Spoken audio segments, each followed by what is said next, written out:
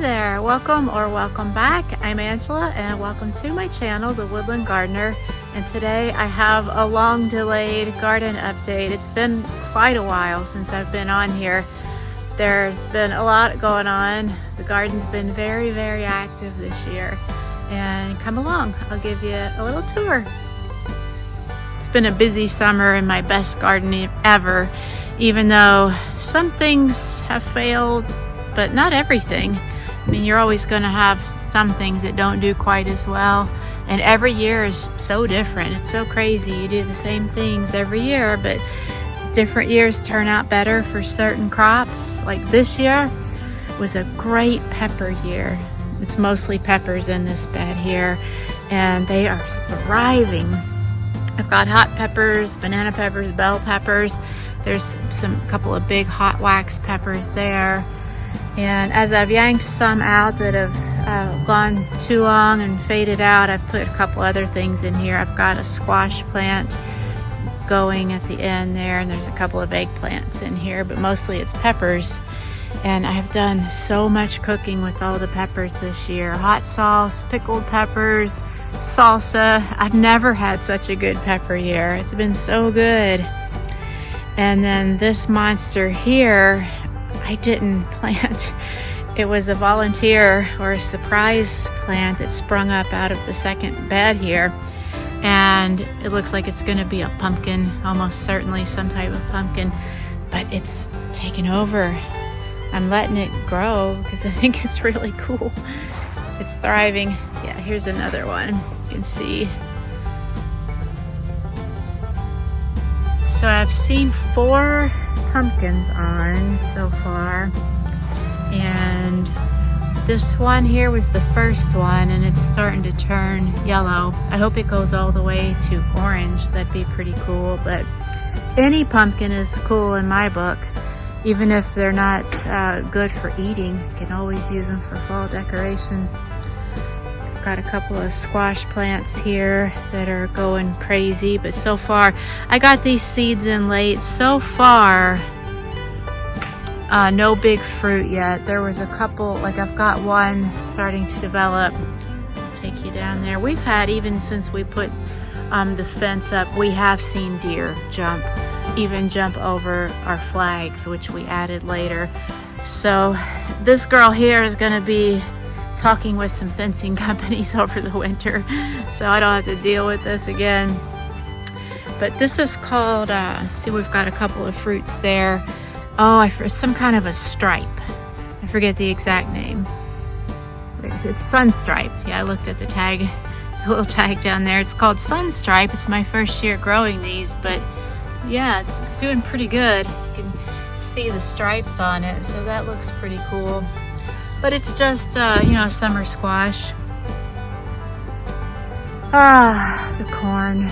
So, if you saw a previous video where I try to use some netting to protect my corn plants and wrap it around the cages that I have them growing up in, newsflash, it did not work.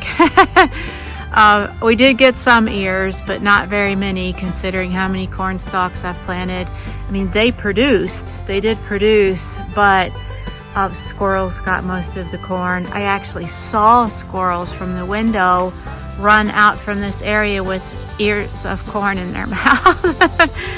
So, yeah, hence another reason to make a good investment in a fence for next year. The sunflowers are still blooming.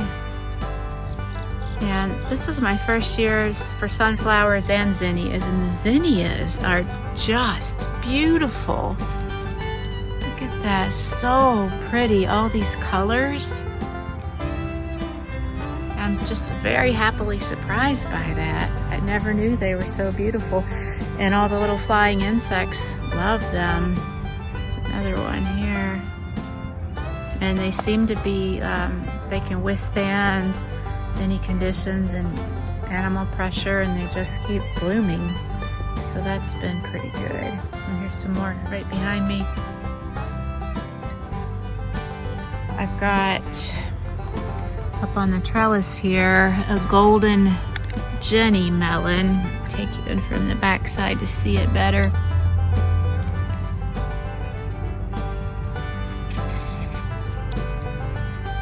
It's kind of small. You can see it kind of just fits in my hand there, but it's good progress so far. And these plants are thriving, kind of going up the trellis, and that's another one down at the other end of this bed. That one, this one here on the other end is actually a Kajari melon. So still a melon, just a different variety. And it's got little melons on. Kind of see them. I hope this is, yeah, there we go. So it has a few little baby melons sprouting, and I'm thinking we will still have enough days left in our growing season for those to go to maturity.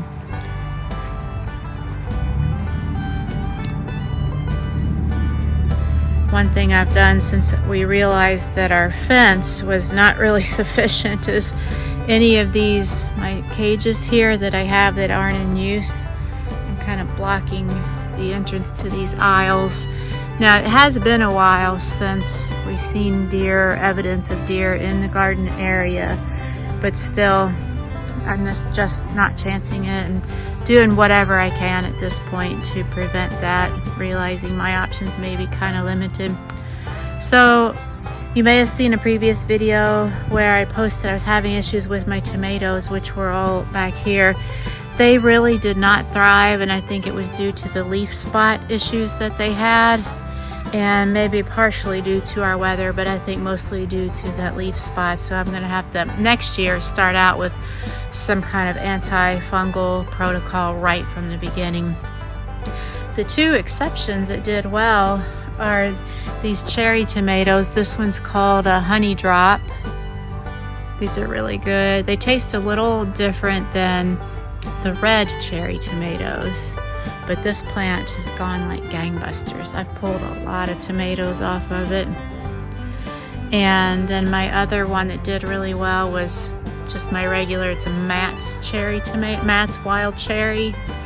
So that one is kind of waning too, but it still have a few on, but that one did really well. And I still did get, and still getting, some full size like regular tomatoes. It just overall wasn't very productive. I feel like the plants really didn't stand much of a chance. I've kind of given up on this bed here. I had mostly beans planted in here and squash like early on, and it took so many hits from animals chomping it down that it just stunted their growth, so I kind of gave up on it a little bit. I do have some flowers in here though. That one's alyssum. That is honeywort, my first year growing that. Flowers aren't real big, or I wouldn't say beautiful on that, but they do draw in the pollinating insects, so that's good. And of course, there's really not any flowers on right now to show you at this time. And then at the end, I've got more zinnias. And in this bed here, I've just filled it with a bunch of pots, and I'll kind of explain why we did that. I had leafy greens going in full in this whole bed, and onions, and after I harvested all them, we ended up taking a vacation for just over a week this month, August. So we installed an irrigation system, you can see it right there, and it was easier to irrigate all of the pots if I kind of condensed them down into just like a small area as possible. So the little feeder lines that come off of the main hose can just go right into the pots like that, and it was easier if they were all corralled together. So that's that. One bed I kind of glossed over was the bed with the surprise pumpkin. That had mostly beets in it, and I've harvested all of those now. They were so good. They were a variety called Boro, B-O-R-O, my first year growing beets, and they did well, and they were delicious. So now I just let this surprise pumpkin kind of take over, and I've got another one of those honeywort flower plants down at the end, which is doing really well. Overall, I don't know that I would do that honeywort again, just because it takes up a lot of space, and it didn't seem to give back as much as I thought, whether I'm talking about like beautiful flowers, or while it did draw in some pollinating insects, the zinnias drew in just as many, plus they have the beauty factor, so there's that. And then the other thing along the back here, this back row of bags, I have peppers in, and these peppers are doing really well too, just like the ones in the front bed. I've gotten a lot of bell peppers, the cayennes, you can kind of see those, they're just thriving. And in my semi-short experience gardening, vegetable gardening, I've found hot peppers much easier to grow than bell peppers. And I've heard other people say just the opposite. So I'm not sure why that is, but I'm really excited that I'm getting bell peppers this year. I mean, I've gotten a few in the past, but not anything like I have this year. So that's been really, really good.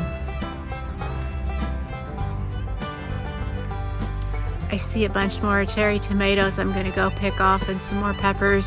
I found a great recipe for salsa. Just found it on allrecipes.com. I'll try to remember to put a link to it in my description because it was so good. It was the best salsa that I've ever made. And you start off by roasting the peppers and tomatoes, and I think that really made a difference in the flavor. It's really, really good. So yeah, I'll try to remember to put a link to it in case you guys are interested. We've had a lot of rain in the past couple of weeks, and I had a friend checking on my garden for me while we were out of town, and she reported that we were getting a lot of rain here. We didn't get a lot of rain at the beach where we were, so that was good. I'm glad it worked out that way. But yeah, so I think I'm gonna have to go back on slug patrol like I was doing early in the season when we had a lot of rain. And then per typical fashion in the area, it's kind of a hot, dry-ish kind of summer with occasional rain to now a lot of rain. So it's good to have all the rain as long as we're getting, plenty of sun to go with it. But I am a little bit concerned that I might start getting a slug issue again. So I'm out here checking on that. It rained good last night and everything looks so lush and green. I think that's about it for today. So I hope you guys are doing well. Hope your garden's going strong. And until next time, this is Angela signing off with a friendly reminder to get out there and play in the dirt. Bye!